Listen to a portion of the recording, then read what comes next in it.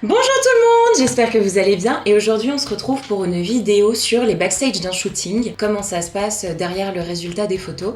Et je voulais commencer par une courte introduction, d'abord pour dire comment est-ce que j'en suis venue à faire un shooting.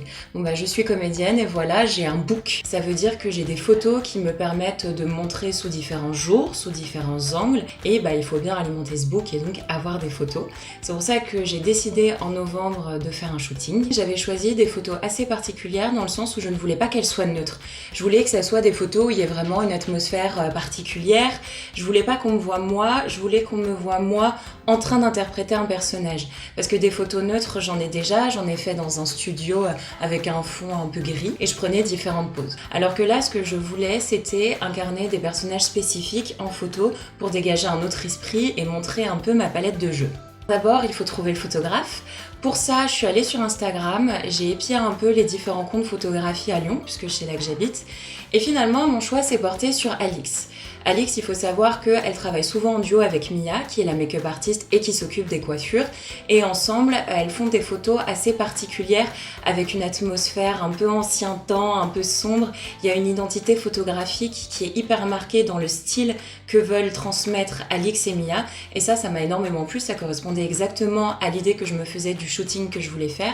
Ce que j'ai fait, c'est que j'ai contacté Alix par Instagram. Je lui ai expliqué un peu mon projet. Elle m'a expliqué ce qu'elle faisait, comment est-ce qu'elle envisageait un shooting photo, comment est-ce qu'elle travaillait avec ses modèles. De mon côté, je lui ai expliqué plus en profondeur l'atmosphère que je voulais donner aux photos, la place que je donnais aux modèles, au make-up, à la coiffure, ce que je voulais qu'il en ressorte. Et en fait, comme ça, on a discuté toutes les deux de ce qu'on voulait rendre du shooting. On s'est rendu compte que nos visions collaient pas mal et donc on a décidé de travailler ensemble. J'avais opté pour deux tenues, une robe et un pantalon et une chemise. Donc je lui ai décrit ça, je lui ai dit un peu quelle atmosphère je voulais qu'il ressorte des photos. Et elle a pris ça en compte, elle a pris des notes et ensuite quelques jours plus tard, elle m'a envoyé un mood board. Donc en fonction des deux tenues que je voulais, elle m'a envoyé deux mood boards particuliers avec des photos pouvant retransmettre l'atmosphère particulière que je voulais. Donc moi je lui ai répondu, je lui ai dit ce que j'aimais bien dans son mood board, ce qui collait un peu moins avec mon image des choses et voilà, sur Instagram comme ça, on discutait, on s'envoyait des photos, on s'envoyait des inspirations. Finalement, Alix a fini par mettre Mia sur notre discussion et alors avec Mia, on s'est plus concentré sur les coiffures et le make-up. Elle m'a envoyé différentes photos de boucles et moi par exemple, pour un personnage, je voulais un trait liner très particulier. Et donc ce que j'ai fait, c'est que j'ai envoyé différentes inspirations du trait eyeliner à Mia qui elle prenait tout ce que je lui disais en compte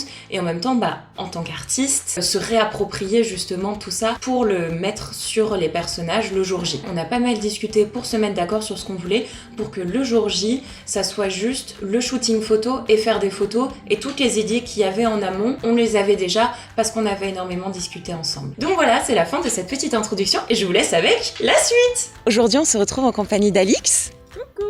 Pour le shooting. Et voilà. Salut Mia. Salut.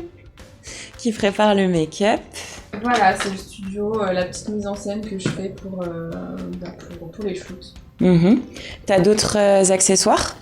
Oui, il y a un bazar derrière le mur blanc. Voilà, le petit bazar, les accessoires. Il y a aussi des accessoires que Mia elle ramène. On a de la place, il y a Mia qui peut maquiller facilement. J'ai la possibilité d'avoir du mobilier quand même assez conséquent. Et tu les trouves où tout ce mobilier? La plupart du temps c'est sur le bon coin. Les fleurs là, on a des fleurs séchées qui sont là depuis un moment. On les a eu fraîches et puis après on les a gardées séchées. Pendant qu'on était en train de faire le tour des lieux, Mia était en train de mettre tous ses ustensiles coiffure et make-up sur la table, tous ses produits. Elle a d'abord commencé par me faire m'asseoir sur une chaise et elle a bouclé mes cheveux. Ensuite, elle les a fixés avec de la laque. Après ça, elle a mis deux pinces pour fixer mes cheveux justement. Et là, elle a commencé à travailler le teint et le make-up pour ma première tenue. Pour la seconde tenue, c'était pas vraiment le même make-up. Elle a changé au niveau des lèvres et elle a rajouté du fard à paupières. Elle commence d'abord par travailler le teint.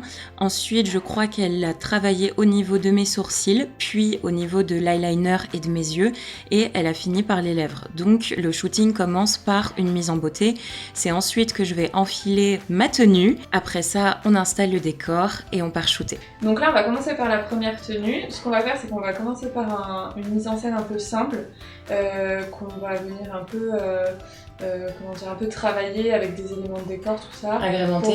Pour vraiment que ça colle à l'univers qu'on veut créer en fonction de ta tenue. Moi, ce que je vais faire, c'est que au fur et à mesure du shoot, je te guide, je te donne des conseils, tout ça. Je te montre aussi les photos pour que tu puisses voir ce que tu rends réellement, parce que des fois, par exemple, on a l'impression qu'on sourit et puis finalement, on se dit mais je fais la gueule. Ça nous permet aussi d'ajuster un peu les expressions. Ça te permet aussi d'avoir un premier rendu, si ça te plaît aussi. Après, au fur et à mesure du shoot, on arrive à être un peu plus à l'aise et créer ses propres poses, quoi. Et tu fais ça avec quel appareil? Donc moi j'ai un Canon 6D Mark II, Ouais. là j'ai un 35 mm et donc là c'est un grand angle et après je vais aussi passer au 100 mm pour faire des portraits rapprochés. Et ben c'est mardi.